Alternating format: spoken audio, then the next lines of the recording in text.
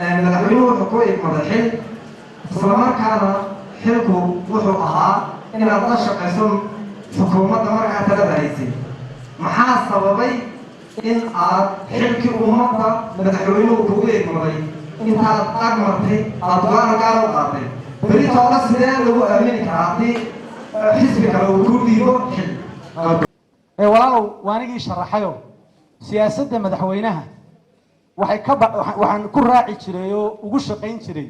siyaasaddii dowladda laakiinse wixii siyaasadda dowladda ka baxsan ee mustaqbalka waa wax loo siman yahay madaxweynaha siyaasaddii mustaqbalkaanu isla garan weynayo markaanu jaanta isla garan weynena isagaa boosa isagaa la doortay xilkii baan baneeyey dee degdegna ma ahayna waxaaba la odhan jiray malaha maxaa loo eri waay baa la odhan jiray adigu hadda iminka kula yaray dee waanu ku noqonay markaa waxay kula tahay inaanu ku noqono waaye degdeg oo almay ahayn ee waxay ahayd go-aan iga soo baxay oo aan degdeg ahayn oo aan u bareedhay oo ah in aan siyaasaddaa ku qanci waayo mustaqbalka laakiinse ceebina nooma dhexayn xaasha madaxweynaha ee go-aankana anaa qaatay oo aniga hore u sharaxayay wax degdegina kuma jirin waxay ahayd runtii aragti siyaasadeed aragtida siyaasadeedna qofku aragtidiisa iyo wuxuu aaminsan yahay waxay gaadhsiisaa xad uu dhinto marka waad mahadsantahay aragtida siyaasadeed baa xilligaa aad iyo aad waa mahadsantihin lahaa wasiir waxaad in badan sheegtay inaad daacad u ahayd xukuumaddii talada dalka haysa ee uu gaadhoodanka ka yahay axmed maxamed maxamuud siiraayo si aynu ka warqabno xukuumaddu waxay ka dhalatay xisbiga kulmiye ciddii uu soo saarayna waxaad tidhahdeen ma ayidsanin ama ma aaminsanin taa macnaheegu maayna ahayn maadaama xukuumaddu ay tahay ilmihii xisbiga ka dhashay xisbiguna uu yahay hooyadii inay munaafiqnimo tahay haddaan tago xirsiyow iskumaad casilin adeega bulshada hooseeya cadaalad darrada sixir bararka abaaraha iyo casuumadaha qurbajooga ma la odhan karaa inaad ahayd danayste ka dhex danaysanaya xukuumadda jamhuuriyadda somalilan inta nimco waxay tiri maxaa isu casisheeye abaaraha iyo sixir bararka iyo waxyaalaha noocaas isaga casili wey ma danaysta simbali waxay jawaabtaan kugu sheegayaan haddaan danaysta ahayd dee maan iska sii danaystoo sii joogo ile waxaa la jooga halkii baawarki laga hageliya danaysta waxaa lagu yaqaanaa inuu dantiisa eegto aan wax kale ka damqan inaan wax kale ka damqane inuu dantiisuuna eegto haddaan dantayda doonayo halkii baawarku yaalayna waan joogay xilkiina waan hayay anigaana si hagar la-aan oo aan cidina igu khasbin uga tegey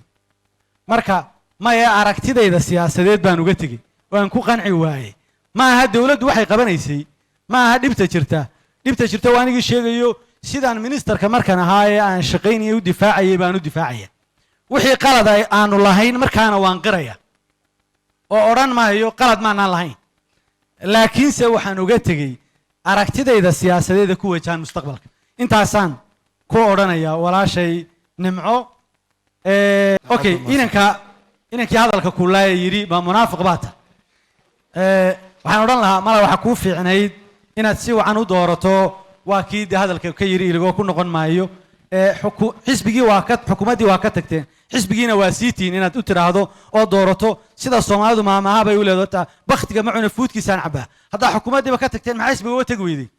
ayaad malaa ujeeddaa haddaad taa ujeeddo waxaan siyaasaddan yacni xukuumadda siyaasaddeedii ay ku shaqaynaysay kagamaanaan tegin laakiinse siyaasadda hoggaanka mustaqbalka yaa noqonaya iyo maxaynu yaa hagaya iyo sidaynu ku dooranayna iyo nidaamka loo doortay sax maya ee loo soo saaraya kaasay ahayd kii baanu weli saxaynaayo dee annagan weli taaganay qaarra musharaxiinta yihiin annaguna weli taagannahayo hadduu saxmi waayo oo suurtoobi waayo waanu ka tashan laakiinse dee iminka weli waxaanu jaanis siinaynaa in caqliga iyo sharciga bismillaahi raxmaani raxiim waan wada salaamaya ummadda waxaan weydiinayaa mudane xirsi waxaan ognahay 2 jeer inaad xil lagu dhiibay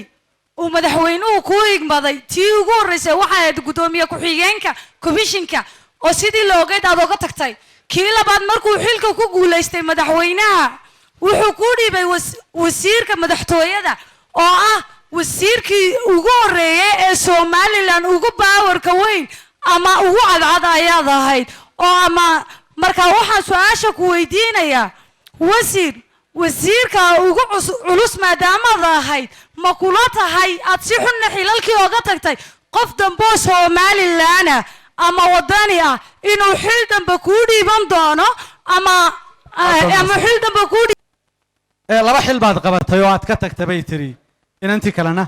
oo aad si uga tagtay si xun uga tagtay marka ma laga yaabaa yacni labada xil maadaama aad ka tagtay inaad xilal dambe cidi ku dhiibayso horta dee xilka anaa ka tegayo xilalka waa laga tagaayo ceeb maaho si xunna dee ugama tegina waa rasaan gareeyo si caadi aan uga tegey xilalkuna ka tegista iyo joogista laguma qiimeeyo qofka oo qofka xil u dhiibista xil loo dhiibayo xil buu ka tegey oo yacni maxaa xil dambe loogu dhiibayaa oo maxaa xil dambe loogu dooranayaa ma saxbaa maya qofka xilka inuu ka tegayo inuu joogaa qiimihiisa ma muujiso xilka wuu joogaa xilliga uu garto inuu yacni ka shaqeeyo madaxweynaha ama cid uu la shaqaynayaana xilligaasay u ogolaataa hadday ku garan weydana way ka qaadaa marka yes xilka anaa ka tegey waxaanan aaminsanahay inaan xilal badan dalkayga ka qaban doono kala duwan ma aha xilkii dib ma u doonanaysaa kaa waan ka tegey laakiinse si xun baad uga tagtay iyo waxyaalaha la midkaa waxaan filayaa dee waa aragtidaada xor baad u tahay waay aad u mahadsantahay ma su-aashaadaan laga jawaabin ay sidee ahayd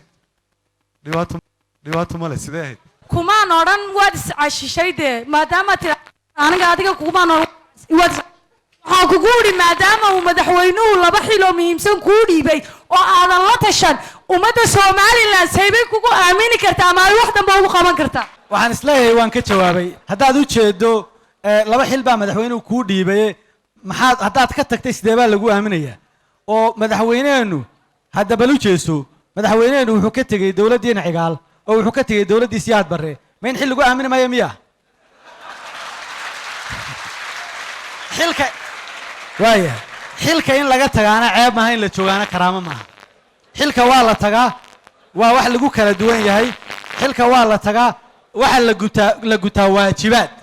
waajibaad shaqo oo sharcigu ku faraya baa la gutaa waxaan aaminsanahay inaan gutay xilligii aan joogay waxaan aaminsanahay xil kastoo qaranku inaan u qalmo qabanna karo marka loo baahdana maalinteeda ha gaadho aad buu magacaygu wuxuu yidhi inan kale waa xamse cali omar oo jooga dalka Canada gaar ahaana Edmonton waxaan weydiin lahaa buu yidhi sanadkiina dhaafay waxay iska casilay xukuumadda Siraayo wasiiradii ugu badnaa inay Somaliland jirtay iyagoo iscasilaadooda ku asteeyay danahooda shakhsiga ah xilkii qaran ee aad shacbiga Somaliland u hayseen mar kaliyaatana aad ka tanaasusheen idinkoo xal u arkay inaad ka hormarisaan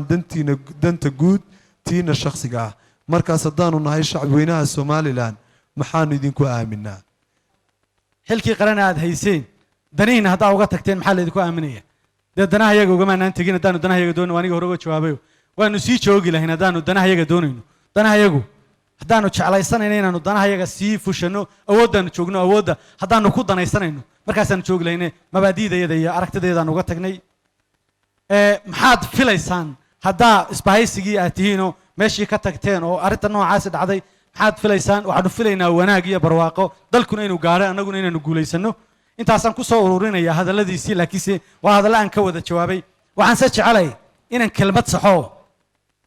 kelmad laga yaaba inay hadalka ku badnayd oo qofba si u dhigo oo dacal iska taago oo abaal baa la idiin galay ama waxa la idiin magacaabay xil abaalkii miyaydaan gudayn ama abaalkii maxaa u gudi weydeen ama abaalkii miyaydaan gudin arrinta noocaasa inaan si waxan uga jawaabo ama saba tusaalahayga ah inaan qalad laga fahmin aan leeyahay siyaad barre madaxweyne uu shaqayn jiro uu ka tegey maxamed xaaji ibrahim cigaalla uu shaqayn jiro uu ka tegey ka tegistu sideeda ceebu ma aha macnaheedu ma aha madaxweynaha iyabaan simayaa le madaxweynuhu waa siyaad barroo kale macnaheedu ma aha madaxweynuhu waa shaksi wanaagsan oo aan wanaaggiisa u qirayo laakiinse waxaanu ku kala baydhnay siyaasadda siyaasaddu ma abaal baa siyaasadda qaranku ma abaal baa oo hebel baa ku doortaye hebel wuxuu doona yeel baa maya waa aragti qaldan baan aaminsanahay inta ku celcelisa abaal maad gudin iyo waxyaalaha noocaasa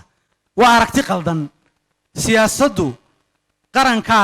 qarankaa loo shaqaynaya haddii laguu doorto ama laguu magacaabana inaad qaranka u shaqaysaa abaalkiisu yahay qofka u abaalgudi maysid yes qofka waxaad ugu abaalgudaysaa inaad si wanaagsan ula shaqayso sharaf leh inaad karaamadiisa ilaaliso inaad sirtiisa dhowrto inaad shaqada uu kuu diray iyo waajibaadka qaranka uu kuu diray aad ka soo baxdo sideeda uga soo baxdo abaalkiisu waa kaa abaalkiisu maaha hebel baa ku doortay la joog marka waxay noqonaysaa fikrad qaldano